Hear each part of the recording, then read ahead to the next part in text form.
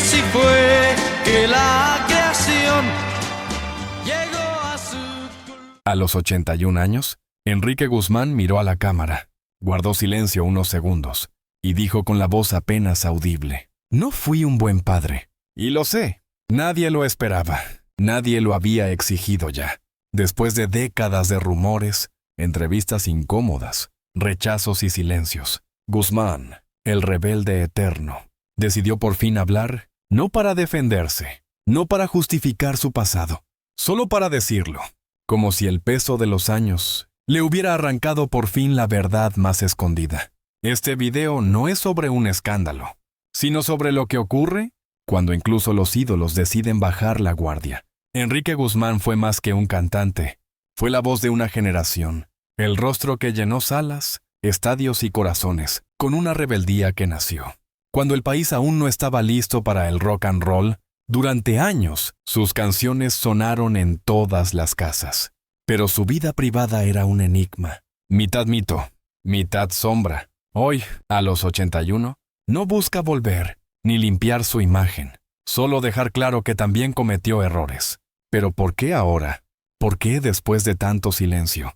Tal vez porque hay palabras que solo se pueden decir cuando uno ha vivido lo suficiente como para entender que callar ya no sirve de nada. Enrique Guzmán no nació estrella, nació en Caracas, en una familia sin vínculos con el espectáculo.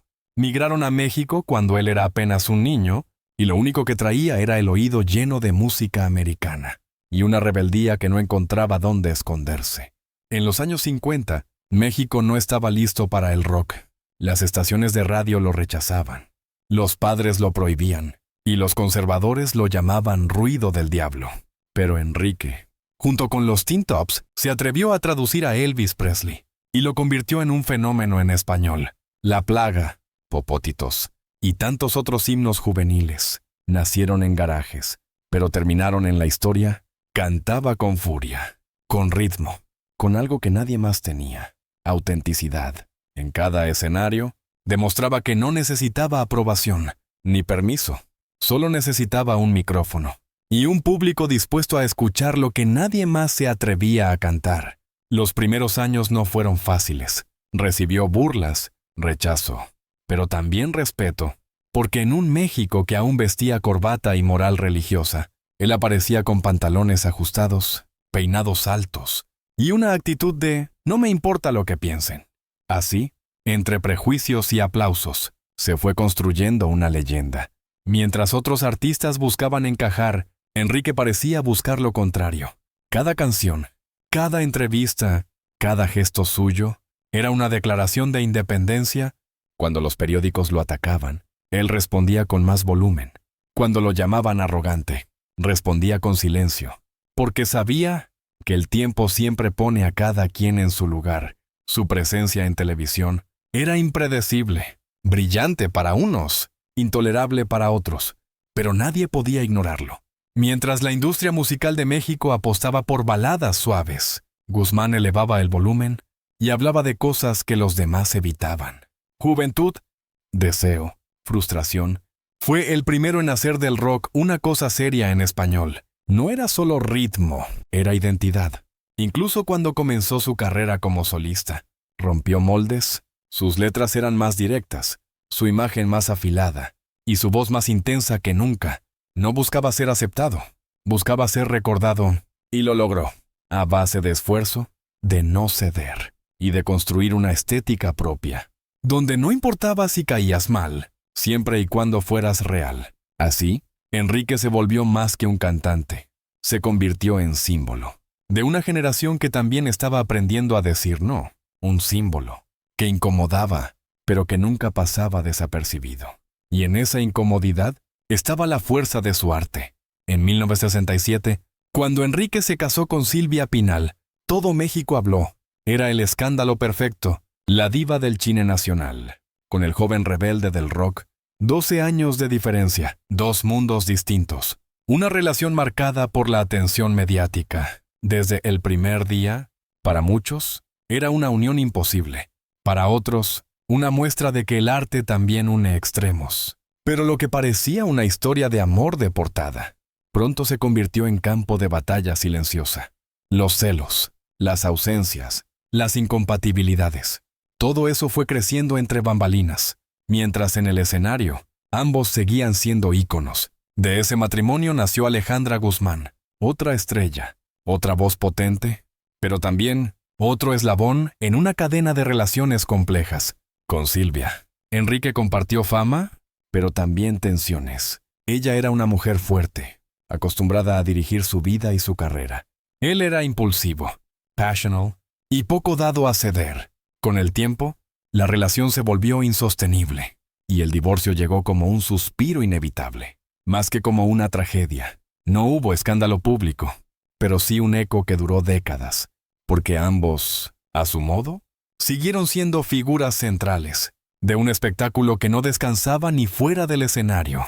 Alejandra Guzmán creció entre focos, pero también entre silencios. Su carrera fue potente, su voz inconfundible, y su presencia escénica y herencia directa de sus padres. Pero algo faltaba. Algo siempre pareció quebrado.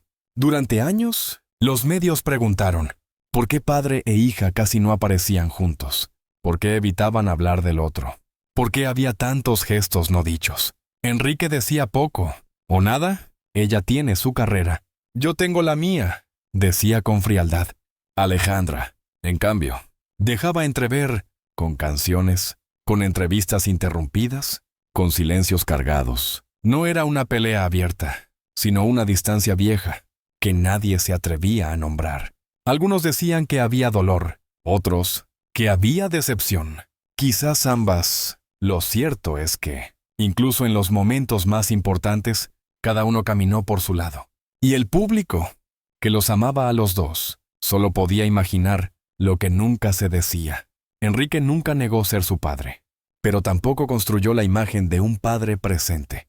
Parecía más cómodo en su rol de estrella que en el de familia. Y Alejandra, tal vez, decidió brillar por su cuenta, sin esperar nada de quien alguna vez fue luz y sombra a la vez.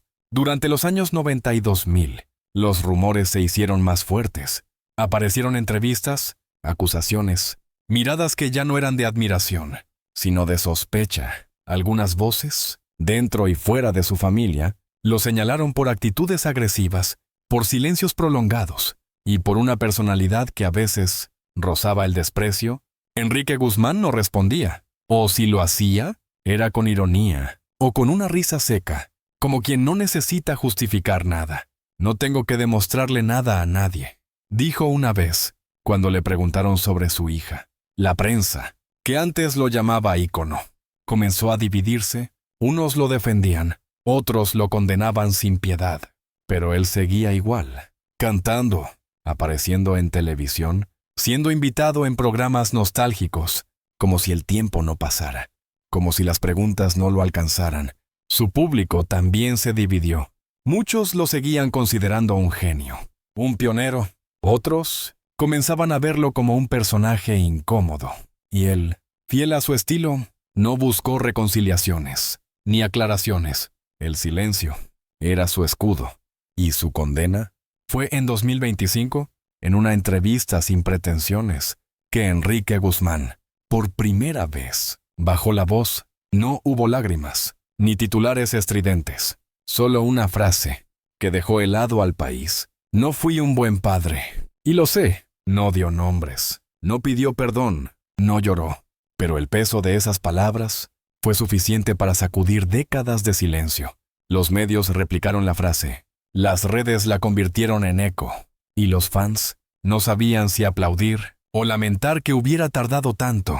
Algunos dijeron que era un acto de valentía. Otros que era apenas un intento de limpiar su imagen. Demasiado tarde, pero lo que es innegable es que por primera vez, Enrique dejó de ser el personaje para ser el hombre. Ese hombre que durante años escondió sus grietas bajo trajes brillantes, micrófonos y contratos. Ese hombre que se creyó invulnerable hasta que la vejez le mostró que el pasado no se borra, solo se acumula.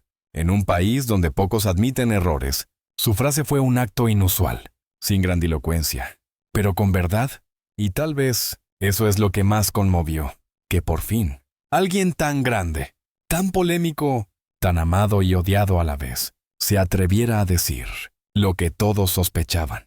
Pero nadie había escuchado de su boca: cuando Enrique Guzmán ya no esté, lo recordaremos como el ícono del rock, o como el padre ausente que habló demasiado tarde. Su legado artístico es indiscutible, pero también lo es la sombra que dejó en su familia. Tal vez no hay una sola verdad, sino muchas versiones de un mismo hombre, que brilló, que falló y que al final se atrevió a decirlo. Porque a veces, el mayor acto de redención no es pedir perdón, sino admitir que hiciste daño sin darte cuenta, cuando todos pensaban que eras invencible.